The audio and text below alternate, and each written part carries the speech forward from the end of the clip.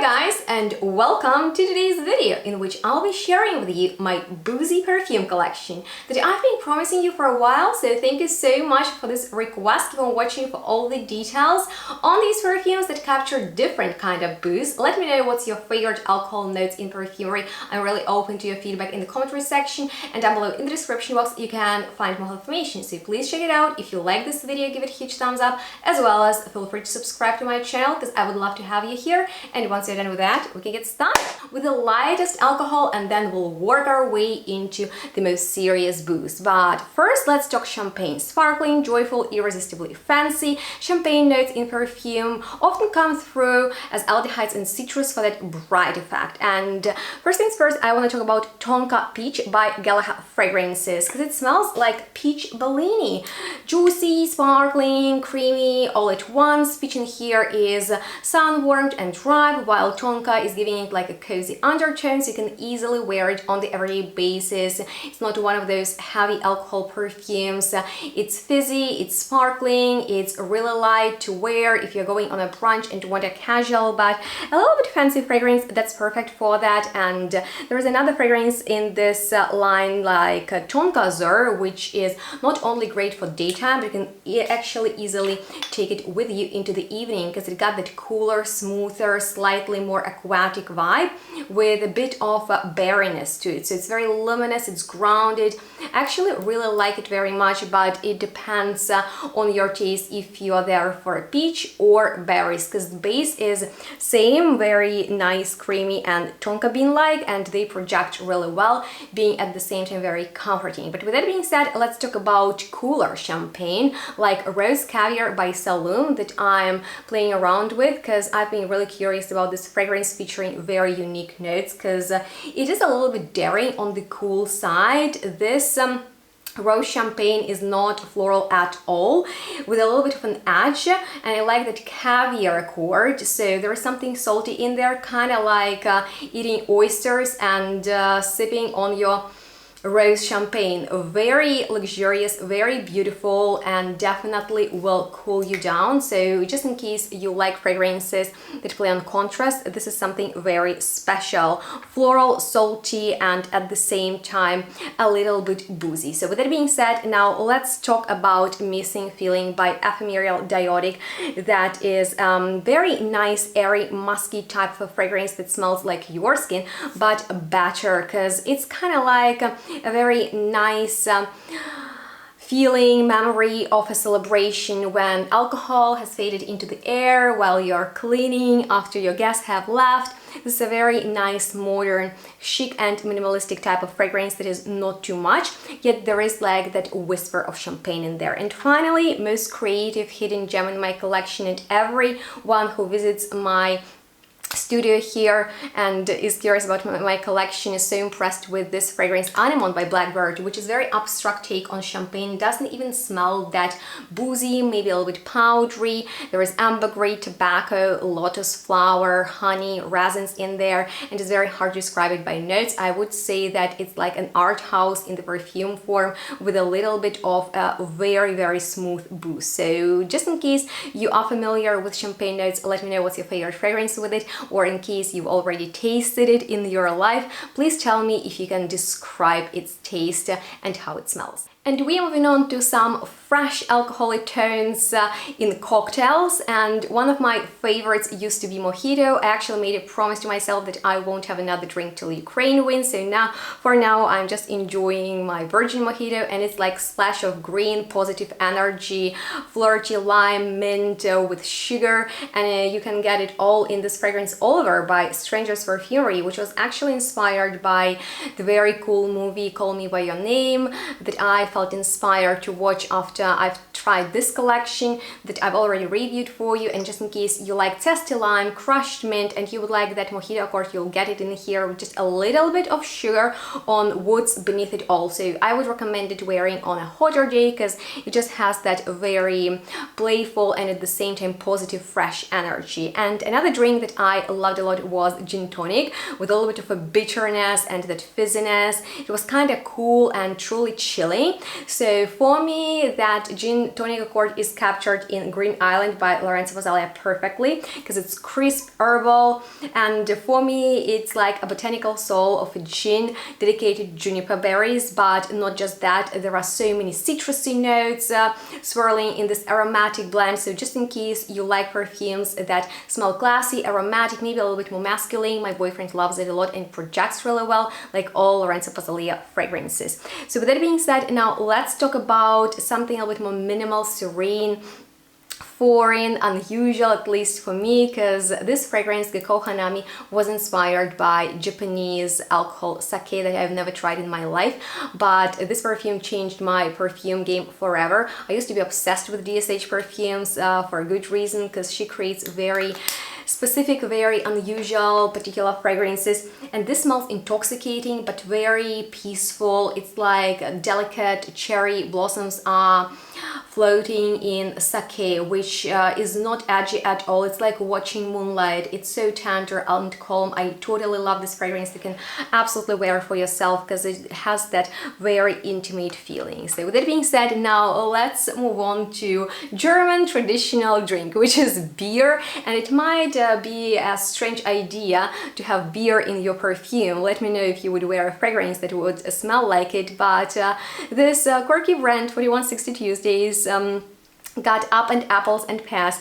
I had a sample, I can't really find it, but I know that that is such a cheerful fragrance, kind of like entering a British pub where you'll get those wooden tables, people laughing, and scent of almost apple cider in the air. So the thing is, there are fresh apples, there are ripe pears in there, and hops, which really make me feel about bread, and from that to beer. So it's very nice. It's charming, I would say, very likable. If you like fruity notes and you are not there for an intense booze, but like more of like something elusive that will still make you feel great yet relaxed and happy, put a smile on your face, it's a good one. However, if you are ready for a full-on intense fragrance with a lot of fruits and maybe berries, let's talk about beautiful and playful fruity sangria from Spain, that is playful, that is syrupy.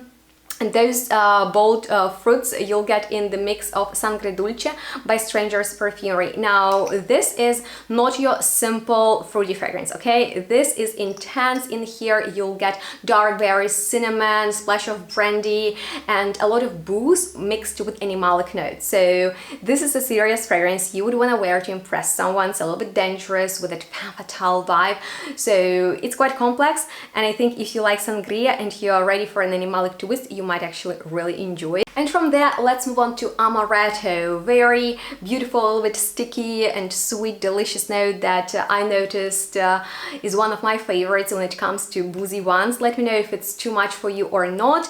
And it's sweet, a little bit almondish liqueur that is very interesting in perfumery, especially in June and Rose from El Hermain, which I believe is pretty popular and well known. You can totally make it your signature scent because it wears really easily and beautiful. It makes you very like put together in a way, but it's surprisingly clean. It smells very like you take care of yourself, apply a lot of body care products, freshly washed clothing, a little bit of detergent thing in there, very luscious. And I love Amaretto that is hidden behind that all, that makes it so addictive. The sillage in that one is really good. Highly recommend you to check out that fragrance. However, if you're here for a full-on Amaretto bomb, Sarah Baker got you covered with her Peaches Revenge, because guys, this is gourmand with a naughty attitude, and you need to think about peach really drowning in that Amaretto. So it's super drunk and it is boozy at first. I really like that,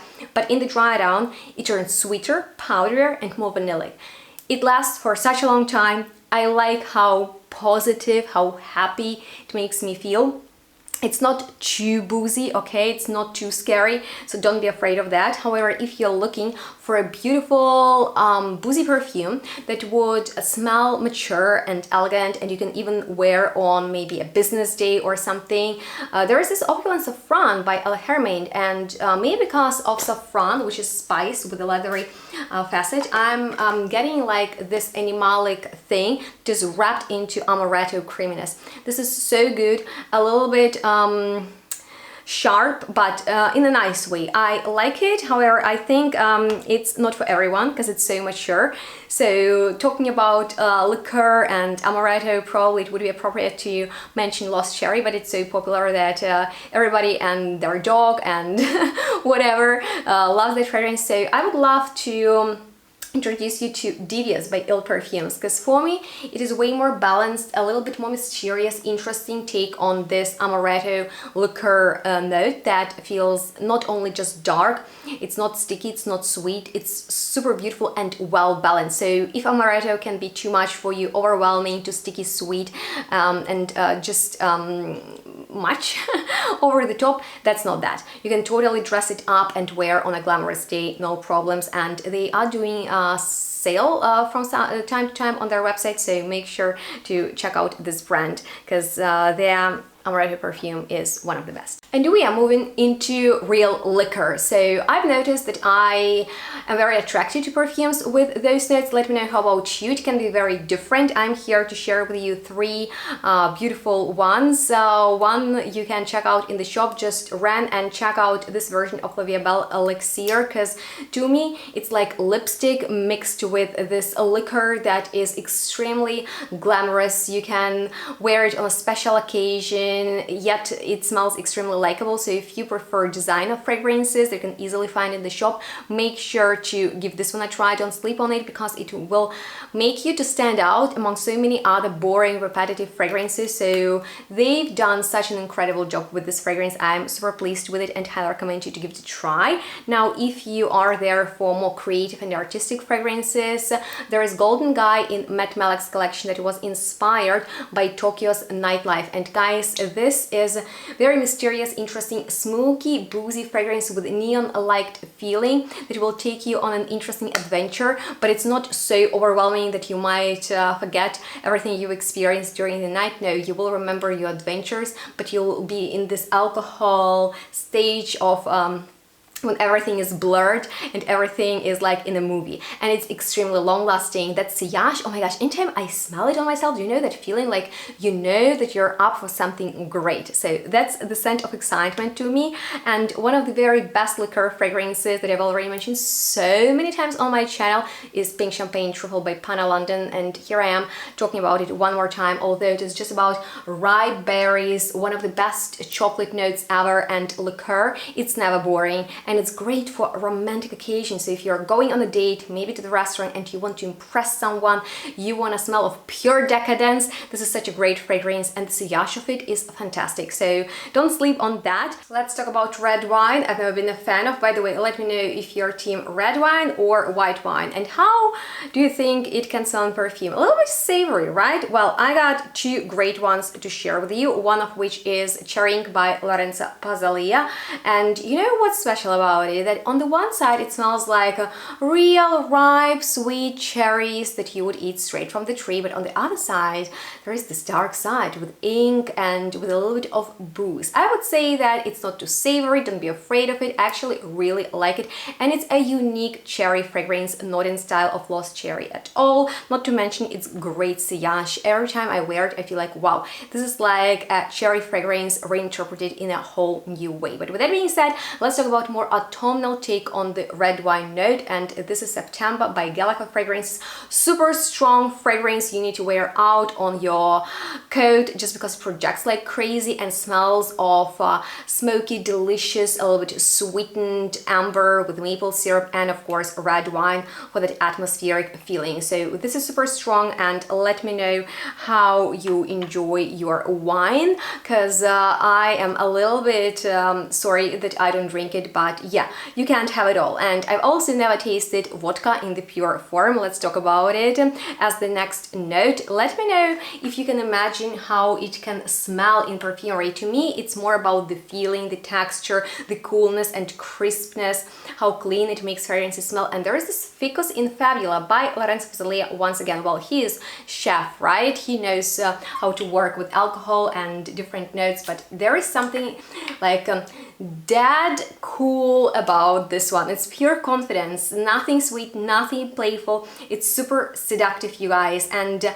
it triggers me. Like, there is something inside of me when I smell it that goes crazy, like goosebumps, my eyes roll back in my head. It's mouth-watering, it's delicious, very personal to me. It reminds me a little bit of a discontinued Mugler fragrance. So this is super cool, very seductive, as I've said.